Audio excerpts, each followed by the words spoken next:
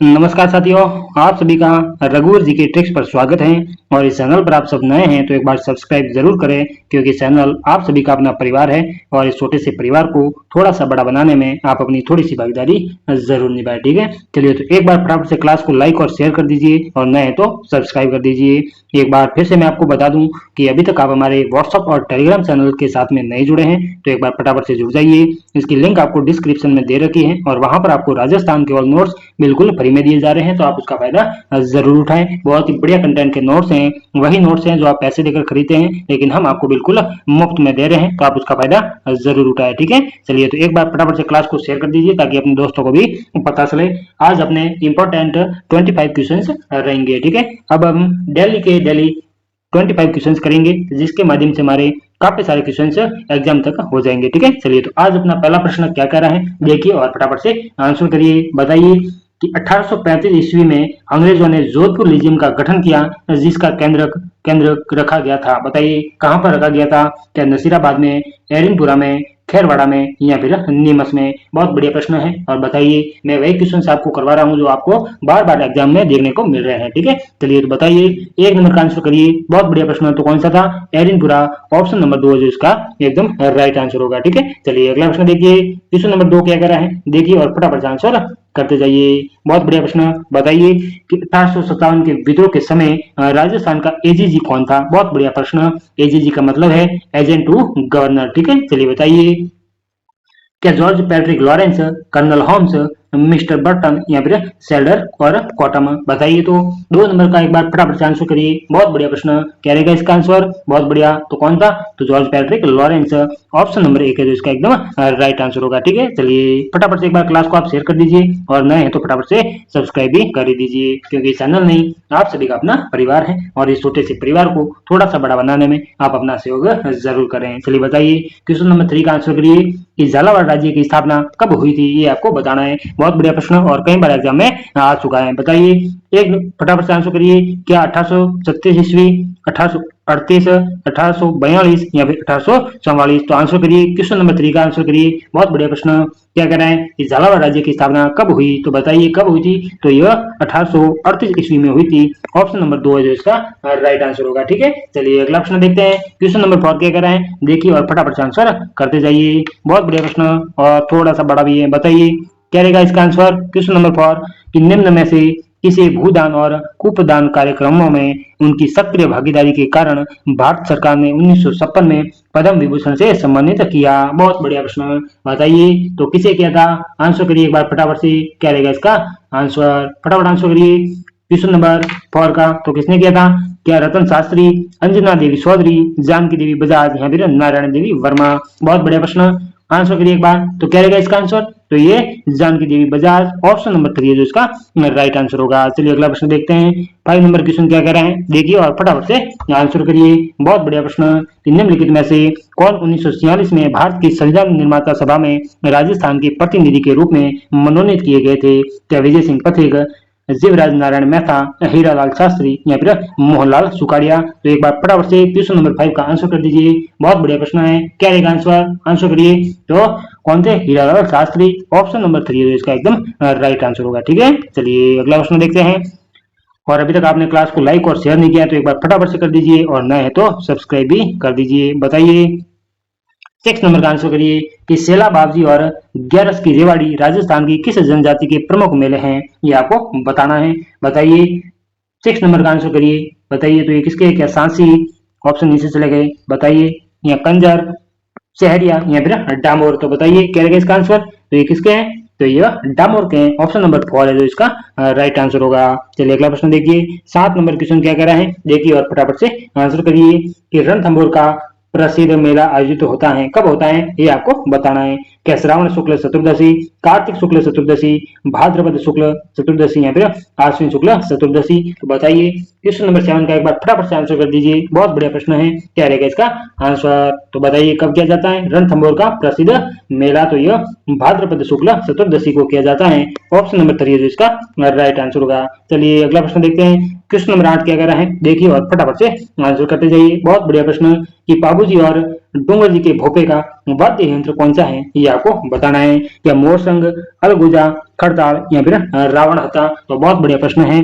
आप सभी को पता होगा बाबूजी और डूंगर जी के भोपे रावण हत्थे का प्रयोग करते हैं। तो ऑप्शन नंबर 4 है जो इसका राइट आंसर होगा। चलिए अगला ऑप्शन देखते हैं। क्वेश्चन नंबर 5 देखिए, और अभी तक आपने क्लास को लाइक और शेयर नहीं किया तो एक बार फटाफट से कर दीजिए, क्योंकि ये चैनल आप सभी का अपना परिवार है और इस छोटे से परिवार को थोड़ा सा बड़ा जरूर बनाएं। बताइए तो कि जयपुर घराने का प्रसिद्ध नृत्य कौन सा है, ये आपको बताना है। क्या कथकली, ओडिसी, भरतनाट्यम या फिर कथक। तो बताइए क्वेश्चन नंबर 9 का आंसर कर दीजिए फटाफट से। बहुत बढ़िया प्रश्न, क्या रहेगा इसका आंसर, फटाफट बताइए कि जयपुर घराने का प्रसिद्ध नृत्य कौन सा है। तो कौन सा है, ऑप्शन नंबर 4 है जो इसका राइट आंसर होगा। कौन सा, कथक नृत्य है, ठीक है।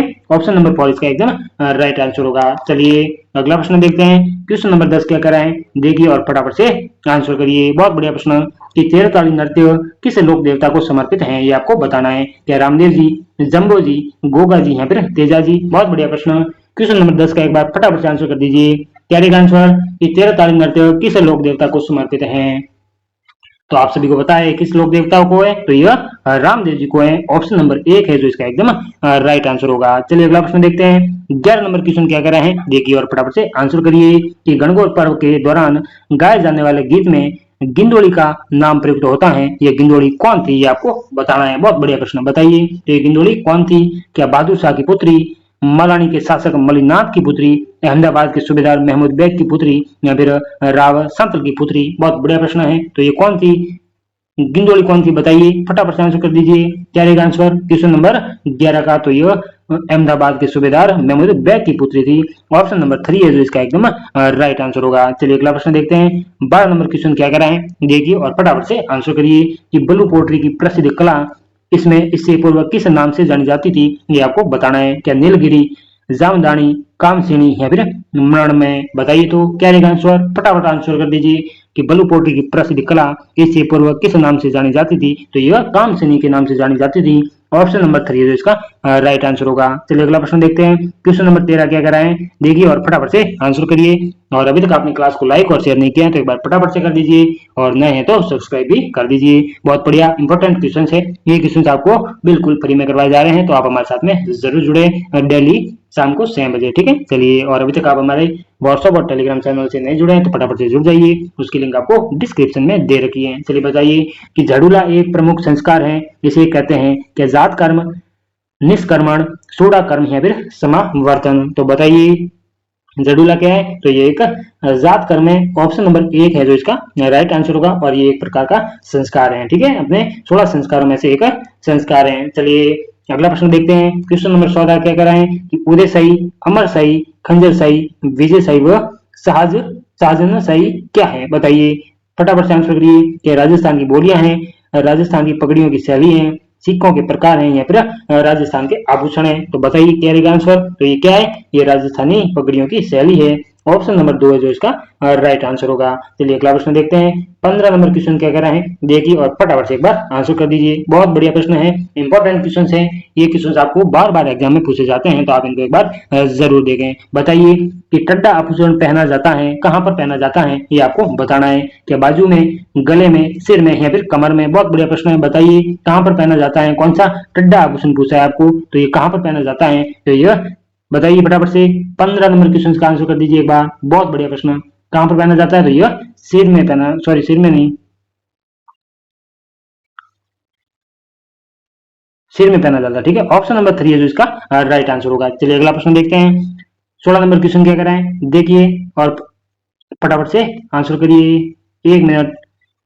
15 नंबर क्वेश्चन का एक बार वापस से देखिए। टड्डा बाजू में पहना जाता है, ठीक है। ऑप्शन नंबर 1 है जो इसका राइट आंसर होगा, गलती से शेयर कर दिया, ठीक है। चलिए ऑप्शन नंबर 1 इसका राइट आंसर है। अगला प्रश्न देखिए।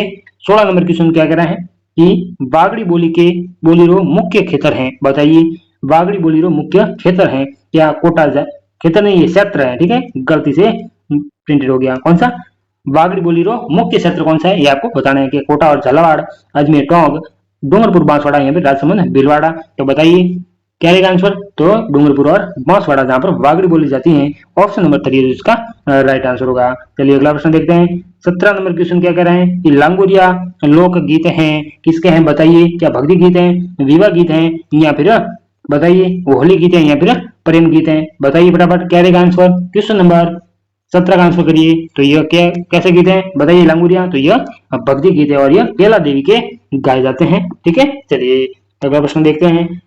18 नंबर क्वेश्चन देखिए और फटाफट से एक बार आंसर कर दीजिए। बहुत बढ़िया प्रश्न। बताइए कि सदाशिव भट्ट का पाक शास्त्र पर लिखित ग्रंथ राज विनोद किस राज्य से संबंधित है, ये आपको बताना है। तो बताइए क्या मेवाड़ से, मारवाड़ से, आमेर से या फिर बीकानेर से। तो एक बार फटाफट से बता दीजिए क्या रहेगा आंसर। 18 नंबर क्वेश्चन का आंसर करिए कि सदाशिव भट्ट का पाक शास्त्र पर लिखित ग्रंथ राज विनोद किस राज्य से संबंधित है, ये आपको बताना है। तो यह आमेर से संबंधित है। ऑप्शन नंबर 3 है जो इसका राइट आंसर होगा। चलिए अगला प्रश्न देखते हैं। 19 नंबर क्वेश्चन क्या कह रहा है। बहुत बढ़िया प्रश्न। बताइए कि निम्नलिखित में से सुमेलित युग्म है। नथमल की हवेली जोधपुर, फलवर्तिका देवी मंदिर माउंट आबू, चंद्रमहल जयपुर और मालकोट दुर्ग हनुमानगढ़। तो बताइए 19 नंबर का आंसर करिए कौन सा सुमेलित युग्म है। बताइए फटाफट से आंसर कर दीजिए। तो यह चंद्रमहल जयपुर ये सुमेलित है, बाकी ये सभी गलत है। ठीक है, चलिए ऑप्शन नंबर 3 है जो इसका राइट आंसर होगा। अगला प्रश्न देखिए। 20 नंबर क्वेश्चन देखिए और फटाफट से आंसर कर दीजिए। ये गलती से 20 की जगह 10 कर दिया। ठीक है, चलिए बताइए ये कौन सा 20 नंबर क्वेश्चन है। ठीक है, चलिए बताइए कि अनावृष्टि जनित अकाल को राजस्थान में माना जाता है। बताइए क्या स्थानीय पहुना, सपना, दुर्भिक्ष या फिर दुष्काल। तो बताइए क्या रहेगा आंसर 20 नंबर का। तो यह दुर्भिक्ष माना जाता है। ऑप्शन नंबर 3 जो इसका राइट आंसर होगा। चलिए अगला प्रश्न देखिए। 21 नंबर क्वेश्चन क्या कह रहा है देखिए और फटाफट से आंसर बताइए कि संविधान के किस अनुच्छेद के तहत राज्यपाल किसी विधेयक को राष्ट्रपति के विचारार्थ सुरक्षित रख सकता है। क्या अनुच्छेद 202, अनुच्छेद 200, अनुच्छेद 201 या फिर अनुच्छेद 169। तो बताइए 21 नंबर क्वेश्चन का एक बार फटाफट से आंसर करिए क्या रहेगा आंसर। बताइए कि अनुच्छेद के किस, संविधान के किस अनुच्छेद के तहत राज्यपाल किसी विधेयक को राष्ट्रपति के विचारार्थ तक सुरक्षित रख सकता है। तो वो कौन सा है, तो वो है अनुच्छेद 200। ऑप्शन नंबर बी है जो इसका राइट आंसर होगा। ठीक है, चलिए अगला प्रश्न देखते हैं। 22 नंबर क्वेश्चन क्या कह रहे हैं देखिए और फटाफट से आंसर कर दीजिए कि राजस्थान में कितने लोकसभा निर्वाचन क्षेत्र अनुसूचित जाति के लिए आरक्षित हैं, ये आपको बताना है। बहुत बढ़िया प्रश्न। बताइए क्या 3, 4, 5 या फिर 6। एक बार फटाफट से आंसर कर दीजिए। 22 का आंसर करिए। कितने हैं, तो 4 हैं। ऑप्शन नंबर 2 है जो इसका राइट आंसर होगा। एक बार फटाफट से क्लास को लाइक और शेयर कर दीजिए और नए हैं तो फटाफट से सब्सक्राइब कर दीजिए, क्योंकि चैनल आप सभी का अपना परिवार है और इस छोटे से परिवार को थोड़ा सा बड़ा बनाने में आप भी अपनी थोड़ी सी भागीदारी जरूर निभाएं। चलिए बताइए क्वेश्चन नंबर 23 की राजस्थान विधानसभा के पहले उपाध्यक्ष कौन थे, ये आपको बताना है। क्या निरंजन नाथ आचार्य, लाल सिंह सत्तावत, नारायण सिंह मसूदा या फिर पूनम चंद बिश्नोई। तो 23 का एक बार फटाफट से आंसर कर दीजिए कौन थे राजस्थान विधानसभा के पहले उपाध्यक्ष आपको पूछा है। तो कौन थे, तो ये लाल सिंह सत्तावत। ऑप्शन नंबर 2 है जो इसका राइट आंसर होगा। अगला प्रश्न देखिए और आज का अपना सेकंड लास्ट प्रश्न है। क्या कर रहे हैं देखिए और फटाफट से आंसर बताइए कि राजस्थान के पूर्व मुख्यमंत्री श्री शिव शरण माथुर किस राजनीतिक दल से संबंधित थे, ये आपको बताना है। कि भारतीय जनता पार्टी, भारतीय राष्ट्रीय कांग्रेस, भारतीय कम्युनिटी पार्टी या फिर भारतीय जन संघ। तो फटाफट से 24 का एक बार फटाफट से आंसर कर दीजिए। बहुत बढ़िया प्रश्न। क्या रहेगा आंसर। बताइए कि राजस्थान के पूर्व मुख्यमंत्री शिव शरण माथुर किस राजनीतिक दल से संबंधित थे। तो ये भारतीय राष्ट्रीय कांग्रेस। ऑप्शन नंबर 2 है जो इसका राइट आंसर होगा। ठीक है, चलिए आज का अपना अंतिम प्रश्न क्या कह रहे हैं देखिए और फटाफट से एक बार आंसर कर दीजिए। बहुत बढ़िया प्रश्न। बताइए 25 का आंसर करिए एक बार और क्या रहेगा आंसर। बताइए कि लवणी मृदा किस जिला युग्म में पाई जाती है, ये आपको बताना है। तो बताइए क्या भरतपुर, धौलपुर, जालोर, बाड़मेर, दौसा, सवाई माधोपुर या फिर सुरवर, झुंझुनू। तो क्या रहेगा इसका आंसर। कहां पर पाई जाती है, तो यह जालोर और बाड़मेर में पाई जाती है। ऑप्शन नंबर 2 है जो इसका राइट आंसर होगा। ये थे अपने आज के 25 क्वेश्चंस। आपको कैसे लगे, कैसा लगा हमारा कंटेंट, इसके बारे में थोड़ा सा कमेंट बॉक्स में कमेंट करके हमें जरूर बताएं। अगर अच्छा लगा हो तो एक बार चैनल पर नए हैं तो सब्सक्राइब जरूर करें अपना खुद का परिवार समझकर, और इस छोटे से परिवार को थोड़ा बड़ा बनाने में आप भी अपनी थोड़ी सी भागीदारी जरूर निभाएं। और एक बार फिर से मैं आपको बता दूं कि अभी तक आप हमारे टेलीग्राम चैनल और व्हाट्सएप चैनल के साथ में नहीं जुड़े हैं तो एक बार फटाफट से जुड़ जाइए। इसकी लिंक आपको डिस्क्रिप्शन में दे रखी है और वहां पर आपको राजस्थान के ऑल नोट्स बिल्कुल फ्री में मिल जाएंगे।